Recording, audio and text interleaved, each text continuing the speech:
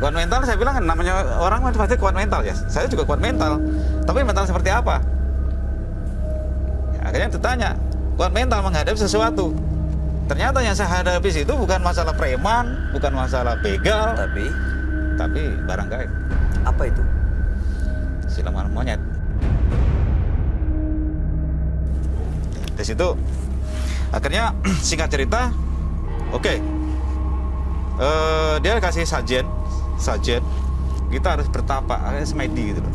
Semedi. Nah, dalam semedi itu ada bisikan, buka mata kamu. Lalu? Semula gelap, begitu saya buka mata saya itu monyet banyak banget dan riuh. Semula sepi loh, nggak ada siapa-siapa. Itu beneran nyata? Apa sebenarnya halusinasi Bapak aja? Ya kalau dibilang halusinasi ya enggak juga. Beneran? Ya nggak ngelihat kok. Kemudian di situ dibilang ada suara itu tadi bilang katanya,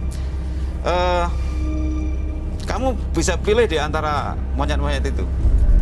Siapa yang sehati dengan kamu, yang cocok dengan kamu. Gimana taunya sehati dengan monyet? Nah itu dia. Mungkin namanya gaib kan susah dimengerti. Akhirnya saya bilang begini. Saya bilang, hei kamu para monyet yang ada di sini. Di antara kalian yang ada di sini, siapa yang sehati dengan saya, yang mau membantu saya? Bapak ngomong nih? Iya, ngomong. Pakai bahasa Indonesia? Iya. Mereka pakai bahasa Jawa, bukan bahasa Indonesia, bahasa Jawa. Pakai bahasa Jawa. manusia maksud Iya, saya? Iya. Mereka ngerti? Ya namanya binatang, mungkin dari situ gaib. Ya. Mungkin jadi-jadian, saya nggak tahu juga. Akhirnya bilang, ya kalau emang di antara kalian ada yang setia dengan saya, yang cocok dengan hati saya, yang mau membantu usaha saya, datang sini. Ya kan? Sampai itu maju mundur itu ada 5 ekor monyet. Dan yang terakhir itu agak 6, dia mendekat. Saya perhatiin dia matanya juga begitu tajam ya kan. Dan pada akhirnya dia ngambil itu. Ambil pisang. Pisang. Mungkin itu pertanda kalau saya hati kalau itu cocok itu. Udah, habis itu udah. Dan pada akhirnya di lehernya dia itu ada kayak bungkusan begitu. Ada bungkusan ikatan gitu? Pokoknya ada bungkusan gitu. Terus Pak? Nah, dia begitu ngambil, ya udah dia saya ambil itu. Saya ambil. Bungkusan itu? Saya ambil aja gitu. Nah terus begitu saya ambil, saya dapat, tahu-tahu itu menghilang. Apanya? Monyet-monyet yang riuh, yang termasuk yang saya ambil tadi, menghilang. Habis itu ada tahap kedua, dia bilang, kamu datang ke sendang itu. Apa? Sendang. Sendal? Sendang. Sendang itu apa? Sendang itu kayak apa ya? Danau? Ya semacam danau tapi kecil. Dia ada air yang apa namanya? Ngalir itu gitu kayak telaga gitu. pokoknya nggak terlalu sendang besar. gitu ya. Ya. Ada air yang mengucur apa netes. Ya di situ saya suruh ngambil air di situ. Ya udah saya ikutin, ya kan. Ambil secukupnya. Udah, kan saya balik lagi. Nah, tahu-tahu suara itu sekarang tugas kamu udah selesai. Itu siapa yang ngomong? Nggak ada orang. Di rumah saya istirahat, dari situ saya mandi, terus saya tidur. Untuk memulai usaha itu, saya harus mematikan lawan saya dulu. Lawan saya harus dimatikan dulu. Lawan apa nih? Lawan Pesaing bisnis, gitu, Pak. ya pesaing, saya dagang. Caranya dimatikan bukan orangnya, tapi bisnisnya. Gimana caranya supaya dia mati, ya kan? Saya air yang keramat tadi, saya kucurin di Tokonya, tempatnya, warungnya. warungnya dia itu, ya kan? Dan ternyata mereka tutup. Ya begitu. Mati bisnisnya, usahanya. Ya, semuanya pelanggannya lari ke saya. Sekarang usaha Bapak gimana? Minggu kedua itu mulai udah mulai dagangan saya laris. Jadi yang semula sepi jadi ramai sekali. Karena ramai, udah otomatis, ya kan?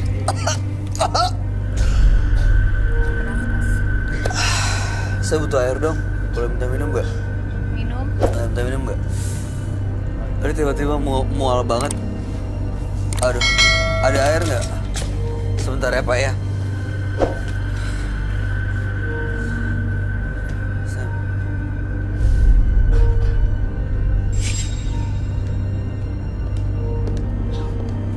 Oke, maaf Pak. Ya. Baik, kita langsung ke inti permasalahannya ya, Pak. Apa tujuan Pak Anton datang ke penembus mata batin? Setelah saya nggak melakukan ritual itu, karena ritual itu memakan korban. Korbannya siapa? Anak dan istri saya. Jadi mereka sekarang kondisinya udah meninggal. Iya, karena efek dari saya nggak melakukan ritual lagi itu. Jadi dia ambil istri saya dan juga anak saya. Oke, jadi malam ini tujuannya apa, Pak? Saya ingin kembali normal hidup. Tanpa melakukan ritual, tapi tanpa harus ada jatuh korban. Iya. Baik, mudah-mudahan Bapak akan mendapatkan solusi dan kami mohon Bapak bisa menceritakan semuanya kepada sahabat kami. Dia adalah seorang indigo. Kami persilakan Roy Kiyoshi.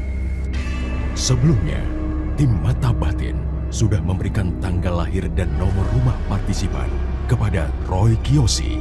Dengan mata batinnya, Roy akan membaca berdasarkan angka yang kami berikan. Anto, tinggal di rumah bernomor 40. Terlahir tanggal 20 Mei 1982. Dia memiliki kemauan yang keras dan banyak disegani. Namun ia suka terburu nafsu dan menuai banyak penyesalan. Saya melihat perjanjian gaib antara Anto dan sosok siluman yang mengikatnya. Sosok itu terus-menerus menggerogoti kehidupan Anto. Dia butuh pertolongan.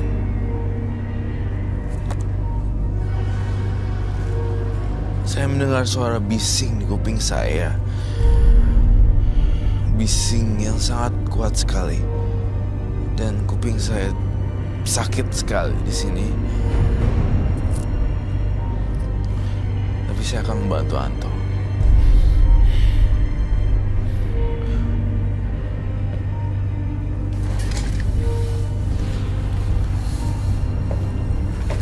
Selamat malam. Selamat malam, Roy. Silakan duduk semuanya. Terima kasih.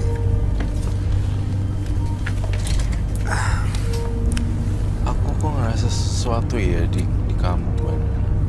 Apa itu? Hari ini kamu datang. Sebelum datang ke sini,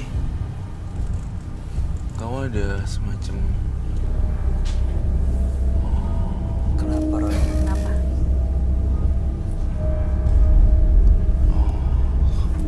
emang ada yang meninggal. Belakangan? Ada sih. Jadi sepupunya kakek, jatuhnya masih kakek aku. Baru 4 hari yang lalu. 4 hari yang lalu kan. Berduka Kamu cita tahu, ya? saya turut berduka cita. Tapi entah kenapa ada hawa magis yang bukan yang meninggal ya. Justru saya malah ngeliat teman-temannya nggak kelihatan. Gitu. Teman-teman maksudnya. Kamu ikut melayat. Aku melayat tapi aku datang pas setelah Makam ya? setelah dimakamkan. Aku datang sore. Karena saya ngeliat badan itu kan, energinya itu dia tuh beda sama orang lain. Maksudnya adalah ini Dia tuh positif bisa atau jadi magnet nih. magnet untuk makhluk-makhluk lain? Dan terbukti kan ternyata sebenarnya kamu kan banyak memerankan film yang bergenre horor. Horor ya. Nah hari ini saya lihat dia nih baru sekarang nih tadi dia kayak didampingi sesuatu gitu dan bekas dari kunjungan ke rumah duka. Itu kata kuncinya. Yang ikut itu siapa? Rumah duka atau melayat? Bukan kakeknya tapi. Bukan, beda. Siapa? Tapi dari tempat yang itu gitu. Dari tempat yang aku melayat ya. Di Benar. rumah. Nanti mudah-mudahan semoga ini hilang ya efeknya. Soalnya saya tadi pas lagi lihat dan maju saya ngeliatin kamu berbeda sekali. Ada kayak bau bekas pergi orang melayat tuh. Tapi itu buat aku nggak apa-apa apa gimana? Roy? Nggak apa-apa banget. Nggak Asal mengganggu kamu ya? kuat. Belum, nggak ada mimpi buruk kan tadi malam. Enggak sih. Bagus. Baik, kita lanjut ke Anton. Anton, dengan tanggal lahir 20 bulan 5 1982, dan Pak Anto rumahnya bernomor 40. Pak Anton pernah melakukan ritual, lalu bertemu dengan siluman kera, mengambil jimat dibawa pulang untuk usahanya. Usahanya sempat maju tapi ada tumbal, yaitu anak dan istrinya. Iya. Makanya malam hari ini datang ke Menembus Mata Batin untuk bisa lepas dari semua ritual-ritualnya tanpa harus ada korban lagi. Iya, Mas. Gimana, Roy? Apa yang kamu lihat dari Pak Anton? Jadi sebenarnya yang saya bisa kesimpulkan bahwa dan saya ramalkan di mata batin saya, dia sudah ngerasa hebat nih dengan jualannya tadinya. Jadi ngapain lagi numbalin gitu kan? Oh, jadi udah sukses? Gue udah ngerasa sukses nih, udah laris manis, udah banyak yang beli, udah yang banyak yang makan. Udah ngapain lagi gue numbalin, toh juga gue udah ibarat ngomong kasarnya gitu ya, baik. Maksudnya udah sukses, udah laku, udah ini dan itu. Ya itu kelalaian kalau namanya ikatan supranatural atau pesugihan atau apapun namanya itu pasti akan selalu tidak berujung. Nggak bisa lepas gitu aja ya? Nggak bisa. Terus ada lagi yang Terus ada lagi. Saya ingin nanya, Bay. Iya. Kondisi terkini restoran apa tadi? Iya, Bakso. usaha baksonya. Restoran bakso ya? Iya. Itu Usaha bakso. bagaimana? Menurunkah? Ya sekarang ini setelah saya nggak ngasih apa namanya Makan ke mereka. sajen itu ada seseorang yang mungkin punya apa namanya penglihatan batin kali ya. Waktu itu dia menegur saya awalnya, menegur kalau kamu tuh nggak lugu. Nggak apa? Nggak lugu itu berarti saya melakukan suatu hal yang di luar kewajaran. Nah di situ terus saya bilang, ini urusan saya, usaha saya, ngapain gitu. Orang saya makan nggak minta kamu kok. Nah, ternyata dia mungkin ya namanya di lingkungan, dia ngomong-ngomong kemana gitu ke orang-orang, dan pada akhirnya saya melakukan fitnah dan dikucilkan. Dan oleh- usahanya sekarang gimana? Ya Pak? bangkrut Mas, orang nggak ada yang beli. Udah nggak jalan lagi? Enggak. Tapi tutup. Itu setelah istri saya meninggal itu ada bisikan-bisikan, ya kan. Ada diperlihatkan oleh istri saya, manggil-manggil, istri kan anak saya manggil-manggil, dan saya dibisikin suruh ngikut dia gitu loh. Ikut anak dan istri yang sudah meninggal? Iya, otomatis kan saya suruh mati, suruh bunuh diri. Bunuh diri. Kata yang tepat sekali untuk dia. Kamu ngelihat itu? Iya. Loncat dari ketinggian dan menabrak sesuatu di tanah dari ketinggian lantai 30. Ada bayang-bayang seperti itu. Jadi itulah yang mengakibatkannya semua gak tenang. Selain anak dan istrinya ya yang sudah meninggal karena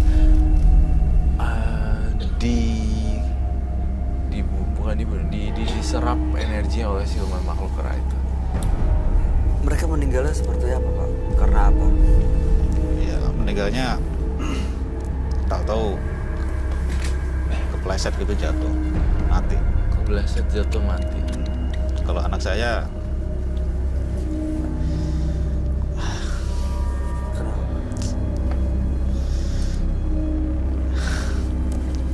di kamar mandi itu kan ada bak mandi, kecebur di situ. Kami turut Berduka berduka cita cita ya. ya, Pak ya. Saya turut berduka cita juga. Mudah-mudahan mereka tenang di alamnya. Itu bisikan-bisikan itu dari mana sebenarnya, Roy? Dari pesugihan ini gitu loh. Banyak banget soalnya dampaknya banyak sekali yang tidak dia sadari sebenarnya. Makanya lebih bagus dari awal nggak tahu ya sebenarnya kalau memang hasilnya begini. Kalau misalnya ini juga pelajaran buat pemirsa di rumah, kalau misalnya hasilnya begini dari awal nggak usah. Nah itu pelajaran yang kita petik esensinya gitu loh maksudnya. Sekarang kan nyesel tak berujung, ya udah begini. Sementara pemirsa di rumah masih ada mungkin yang menjalani ini. Agak pesugihan. Saya mulai ngerasa nggak beres dengan Apa kamu Pak rasa? Anton. Dia ngerasa berubah jadi aneh. Pak Anton ya?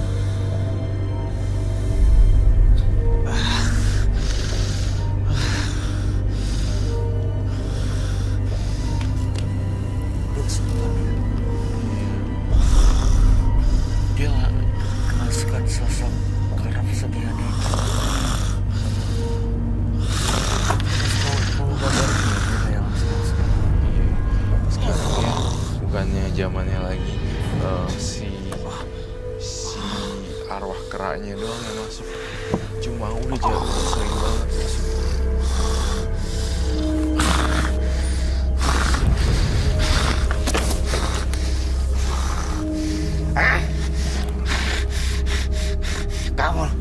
Kamu lagi ngapain itu?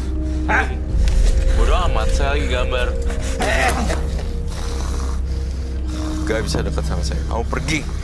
Frekuensinya rendah jauh. Saya nggak level. Kayak nggak niat ya. Keraknya ya. Iya.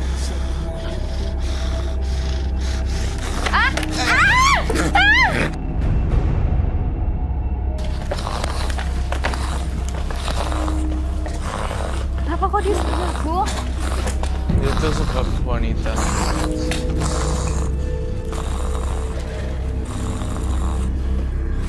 Dia nggak suka ya, Ga? Saya gambar.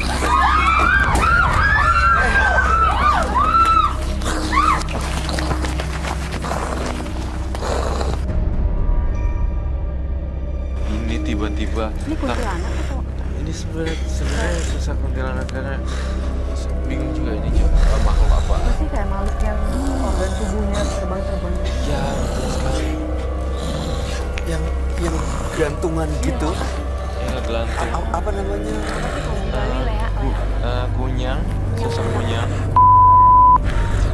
Yang organ tubuhnya Iya. isinya gantungan Iya. gitu. Gantungnya Terus terbang-terbang. terbang-terbang. Oh, oke. Ini yang masuk situ. Iya. Ini organ. Gila, dia menyerang si Moro. Nah, bisa dilepaskan. Bisa dilepas. Bisa dilepas. Boleh dilepas. Dalam pengawasan dan dalam lakban. Diberdiriin deh. Dudukin aja, dudukin.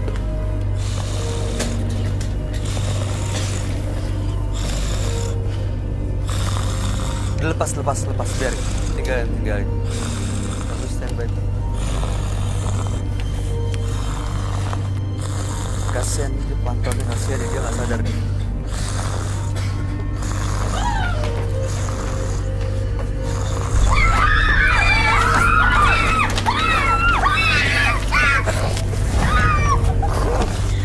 Bantuin dong, Bang.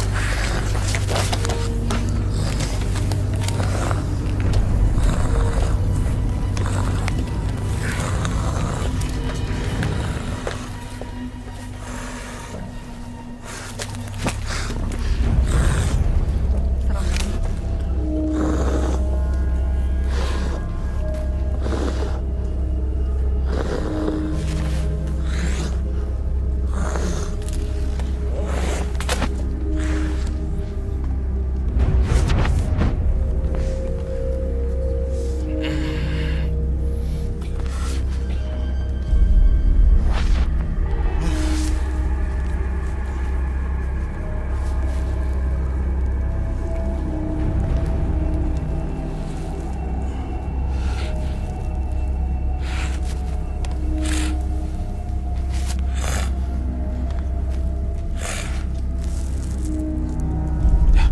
Udah sadar dia. Udah, bisa kita bangunkan sekarang. Kasian loh dia. Pak Anton dengar saya, Pak Anton. Pak Anton bisa dengar saya? Pak Anto dengar? Oke, boleh bangun, Pak. Pegang tangan saya. Pak Anto bangun ya.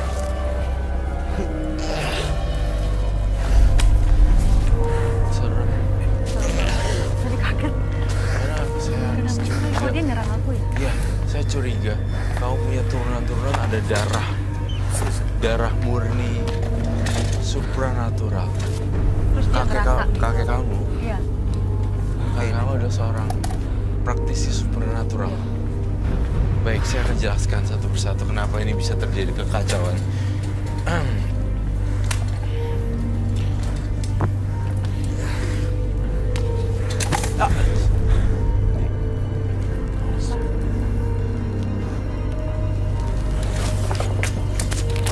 Ya, Sosok monyetnya itu sebenarnya terpancing gara-gara ini. Foto ini. ini Iya. sebenarnya dia marah karena digambar ini, Roy. Iya, justru dia ada makhluk monyet, ada makhluk sebeginian, terus dia marah mukanya digambar kayak gitu. Hubungannya ini sama monyet itu apa? Nah, nggak ada hubungannya karena dia itu tuh selalu pelaku mistis. Artinya dia sering berkunjung dengan tempat-tempat yang Andi, Yang ada mistis-mistisnya. ya Dia datang ke sana dan akhirnya banyak makhluk-makhluk lain yang ikut juga. betul.